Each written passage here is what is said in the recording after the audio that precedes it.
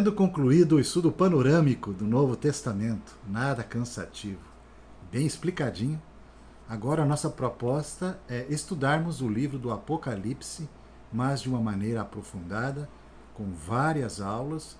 Vamos estudar com muito detalhe, com tranquilidade, para absorvermos e aproveitarmos ao máximo o conteúdo desse maravilhoso livro que trata da doutrina das últimas coisas, do tempo do fim, da segunda vinda do Senhor Jesus Cristo. Eu tenho algumas sugestões de leitura para os que quiserem aprofundar um pouco mais no estudo. O livro do Apocalipse, de Simon Kistemaker, O Mais Que Vencedores, de William Hendricks. Este livro, sim, vale a pena até adquiri-lo, da editora Cultura Cristã. A Bíblia e o Futuro, de Anthony Roickman, e A Igreja e as Últimas Coisas, do Dr. Martin Lloyd-Jones. Aí temos uma figura da ilha de Patmos, onde transcorreu a revelação do Apocalipse, onde Deus se revelou então ao apóstolo João, que estava ali exilado.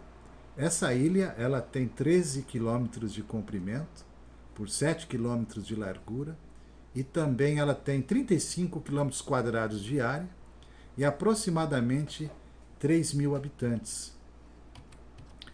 Nesse mapa, nós podemos ver então a Ásia Menor, que hoje ali é a Turquia, e podemos ver a localização das 7 igrejas da Ásia, aquelas 7 igrejas que receberam aquelas 7 cartas, e podemos ver naquele círculo amarelo a ilha de Patmos. A ilha de Patmos é uma das 12 ilhas gregas. Elas são muito visitadas por turistas. Essa ilha, ela está a sudoeste da Turquia, mais ou menos 55 quilômetros. Há uma história interessante em relação à ilha de Patmos. Aí nós podemos ver uma figura do Mosteiro de São João, na ilha de Patmos. E uma história muito interessante. No ano 1088, o imperador bizantino Aleixo I Comneno, ele deu essa ilha de presente para o soldado pastor, um guerreiro muito fiel a ele, chamado João Cristódulo. E esse João Cristódulo, em 3 anos, ele construiu esse mosteiro, fortificou todo o exterior dele por causa das ameaças de pirataria e também da invasão de turcos. Tem uma biblioteca nesse mosteiro com 330 antigos manuscritos, sendo que 82 deles são do Novo Testamento. Mais ou menos aí uns 40, 50 monges moram nesse mosteiro atualmente.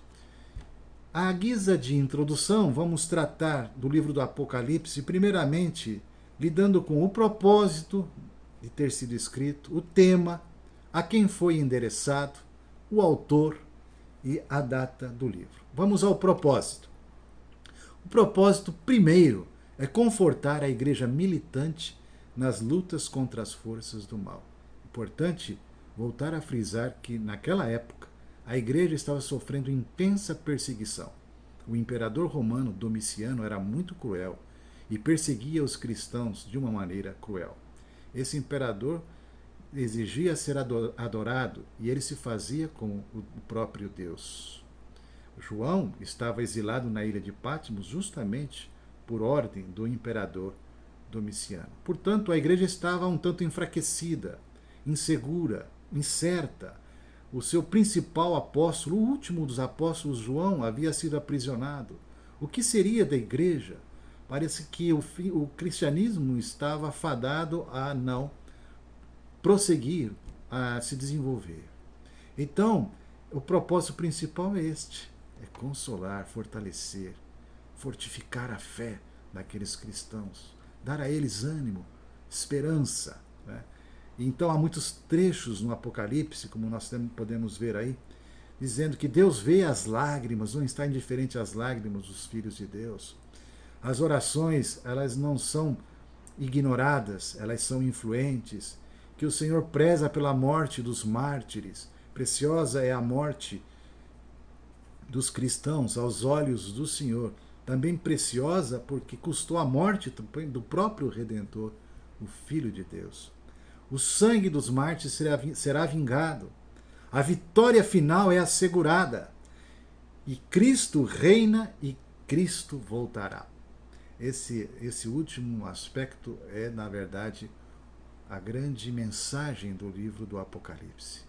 Que apesar da situação estar um tanto difícil, naquela época a situação era de tamanha terror, medo, incerteza, mas a palavra ali do Apocalipse é dizendo, não tem mais, não tem mais, Cristo está reinando e Ele voltará. Tudo isso nós vamos ver com muita calma e de uma maneira aprofundada, porque temos muitas aulas pela frente. O tema do livro não poderia ser outro, a vitória de Cristo e de sua igreja sobre Satanás, que é prefigurado no Apocalipse pelo dragão. As coisas não são como parecem. Ou seja, parece que a coisa está indo de mal a pior. A nau está à deriva. O mundo está um caos. O cristianismo não poderá sobreviver.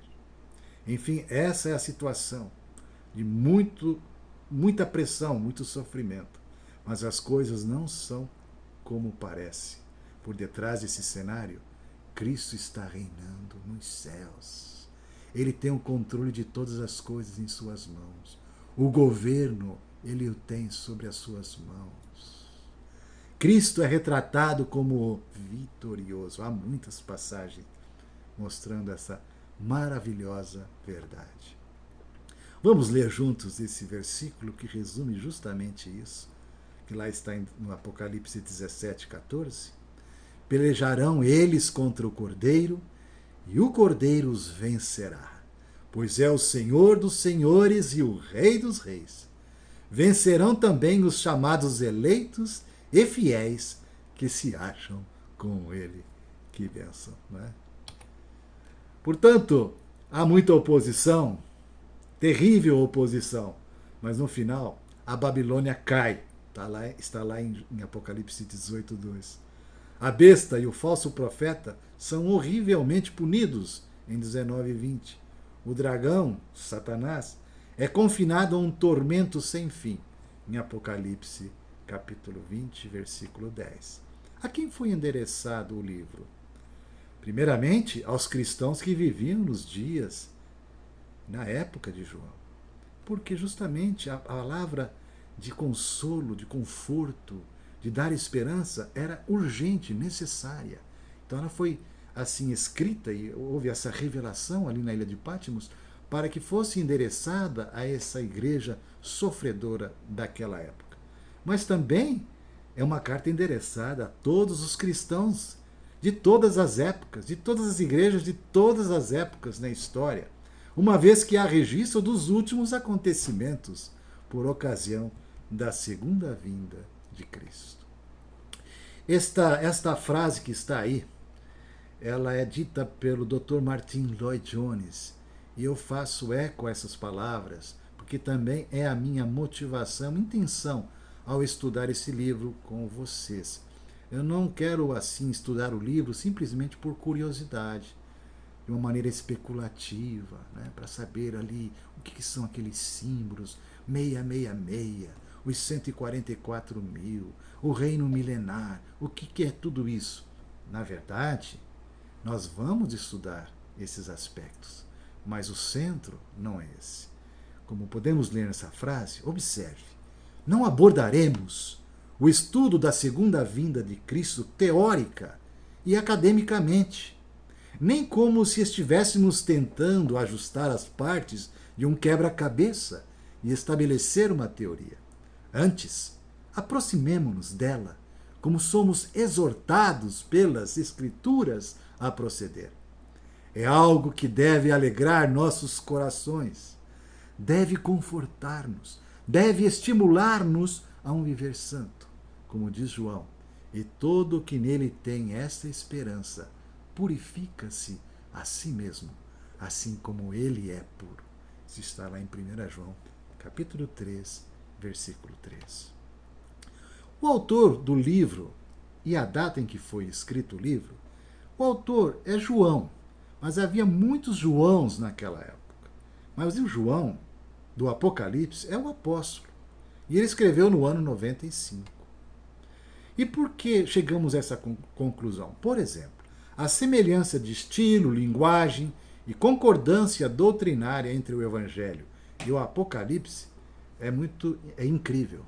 Por exemplo, a palavra cordeiro aparece lá no Evangelho de João, capítulo 1, versículo 29, quando João Batista apresenta o Senhor. Né? Eis o Cordeiro de Deus, que tira o pecado do mundo. A palavra cordeiro no Apocalipse aparece 29 vezes. Outra palavra do Evangelho de João é verbo, que aparece também no Apocalipse. O Cristo pré-temporal e eterno está tanto no Evangelho de João como no Apocalipse. A salvação pela soberana graça de Deus e pelo sangue de Jesus são retratados com uma linguagem muito similar, tanto no Evangelho de João como no Apocalipse. O testemunho histórico também fala a favor de ser João o apóstolo, o autor do livro do Apocalipse. Justino Mártir, no ano 140, dá testemunho disso, Irineu de Lyon, no ano 180, Clemente de Alexandria, no ano 200, Tertuliano de Cartago, no ano 220, Orígenes de Alexandria, são os pais da igreja, no ano 223, e Hipólito, no ano 240. O apóstolo João passou os últimos anos da sua vida em Éfeso, que é a receptora da primeira carta enviada daquelas 7 igrejas da Ásia. É muito importante o que eu vou dizer aqui agora, preste atenção. O livro do Apocalipse, para ser melhor estudado e compreendido, ele é dividido em 7 seções que são paralelas. Isso é muito importante. Seções paralelas. Há um paralelismo. O que é isto? Vamos ler esta frase. Uma leitura cuidadosa do Apocalipse mostra claramente que o livro consiste de 7 seções e que estas 7 seções correm paralelas, uma às outras. Cada uma delas abarca todo o período da primeira à segunda vinda de Cristo. Esse período é vista ora de uma perspectiva, ora de outra. Então, volto a reforçar aqui esse princípio importante para o estudo. É dividido em 7 seções. A primeira seção começa no capítulo 1 e vai até o capítulo 3, versículo 22, que vai tratar das 7 cartas às 7 igrejas. É uma seção mais específica, uma palavra dirigida às igrejas. As demais 6 seções, elas tratam dos mesmos acontecimentos entre a primeira e a segunda vinda de Cristo. É importante saber isso.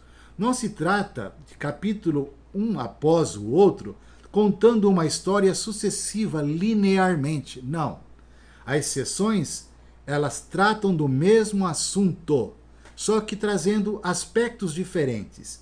E é importante também, à medida que avança o livro do Apocalipse nas seções paralelas, tratando dos mesmos acontecimentos entre a primeira e a segunda vinda de Cristo, é que vai aumentando a intensidade, a um clímax, que depois no final então acontece de fato algumas questões, acontecimentos assim, específicos que tratam do reino milenar, da vinda do Senhor definitivamente, enfim. Nós vamos ver tudo isso com muita tranquilidade e calma. Portanto, não fique assim, puxa, mas será que eu vou conseguir absorver? Vai, porque eu vou repetir isso várias vezes. Pelo momento agora basta isso. Mas eu vou voltando a falar. Nós vamos dar sequência. William Hendricks é o autor dessa frase. A primeira sessão, vamos hoje aqui apresentar uma introdução das 7 sessões. A primeira sessão é Cristo no meio dos candeeiros. Então, do capítulo 1, versículo 1 ao capítulo 3, versículo 22. Primeira sessão. Essa primeira sessão, Cristo no meio dos candeeiros, o tema central, dos 3 primeiros capítulos. Tá? Os candeeiros são as 7 igrejas da Ásia. O número 7 aparece várias vezes no Apocalipse, símbolo daquilo que é completo, daquilo que é perfeito, né? Completude. Isso nós vamos estudar. O número 7 nós vamos estudar de uma maneira muito especial na Bíblia, tá? No Apocalipse. É muito preciosa as considerações sobre o número 7. E também essa primeira sessão, como as outras, vamos ver de uma maneira detalhada. Agora é só a introdução. Cada igreja indica um tipo. Veja bem, alguns autores costumam defender a ideia de que aquelas 7 igrejas da Ásia, cada uma delas representa um período da história. Por exemplo, a igreja de Éfeso, que é a primeira carta, ela corresponde ao período da igreja primitiva. Por exemplo, a igreja de Esmirna, a igreja sofredora, corresponde à igreja do período da perseguição mais ferrenha do Império Romano, e assim por diante. Mas acontece que não é razoável pensar assim, porque aquelas 7 igrejas tinham problemas que nós podemos ver que são problemas comuns às igrejas de todos os tempos. Então, não é razoável dividir por períodos e classificar assim justamente essas 7 igrejas. Ok? Na verdade, é melhor pensar que aquelas 7 igrejas, com tudo que se desenvolve ali, enriquece, adverte, estimula, abre os nossos olhos, encoraja-nos nos nossos dias de hoje, nas igrejas dos nossos dias de hoje. A segunda sessão é a visão do céu e dos 7 selos. Capítulo 4, versículo 1 até o capítulo 7, versículo 17. O capítulo 4 já começa com Cristo nos céus, no trono, reinando, soberano, no controle de todas as coisas.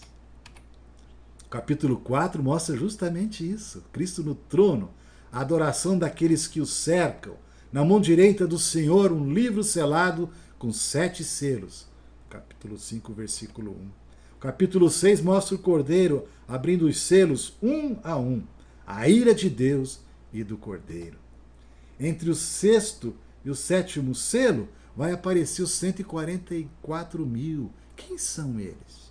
Eu aqui estou apresentando apenas as sessões como introdução. Nós vamos estudar cada sessão detalhadamente. Essa sessão igualmente cobre o período entre a primeira e a segunda vinda de Cristo, tal como todas as demais sessões. O capítulo 7 trata da promessa consoladora. A terceira sessão são as 7 trombetas. No capítulo 8, versículo 1 até o capítulo 11, versículo 19. O tema central, 7 trombetas que afetam o mundo. O que serão elas? É uma sessão onde dos capítulos de 8 a 11, os capítulos de 10 e 11, o que acontece com a igreja. Então, o que afeta o mundo vai dos capítulos de 8 a 11, tá? Como está aí. Tudo que acontece no mundo. Dos capítulos 10 e 11 é o que acontece com a igreja. A 7ª trombeta é o reino triunfante de Cristo e o juízo final. A 4ª sessão, ela é central. Chegamos ao capítulo 12 na 4ª sessão. Primeiro versículo até o capítulo 14, versículo 20, o dragão perseguidor. Ele está perseguindo uma mulher que está grávida de um filho varão. Quem é essa mulher? Quem é esse filho varão? Olha ali o dragão. Tudo isso nós vamos ver com muito detalhe. Os capítulos de 12 a 14 vai cobrir também toda a dispensação que começa com o nascimento do Salvador. A mulher e o filho varão perseguidos pelo dragão, os agentes do dragão, a besta que vem do mar, a besta que vem da terra e a grande meretriz, a Babilônia. Nós vamos estudar muito detalhadamente tudo isso. O julgamento na segunda vinda de Cristo, no capítulo 14. A 5ª sessão, as 7 taças, Começa no capítulo 15, versículo 1, e vai até o capítulo 16, versículo 21. Descreve as taças da ira de Deus. Clara referência ao juízo final e aos eventos que ocorrerão em conexão com ele.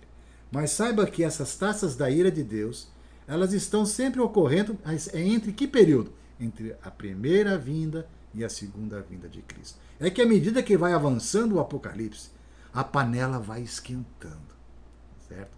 Então há uma diferença entre as trompetas, no sentido de intensidade, em relação às taças. A intensidade vai aumentando. A queda da Babilônia acontece na sexta sessão paralela. É a mesma coisa. A sexta sessão, como todas as outras tratando dos acontecimentos entre a primeira e a segunda vinda de Cristo. Mas aqui enfocando principalmente a Babilônia. Quem é essa Babilônia? A grande meretriz. E mostra a sua queda. Começa no capítulo 17, versículo 1, vai até o capítulo 19, versículo 21. A punição sobre a besta e o falso profeta, e Cristo vindo para julgar. A última sessão, em definitiva, a grande consumação.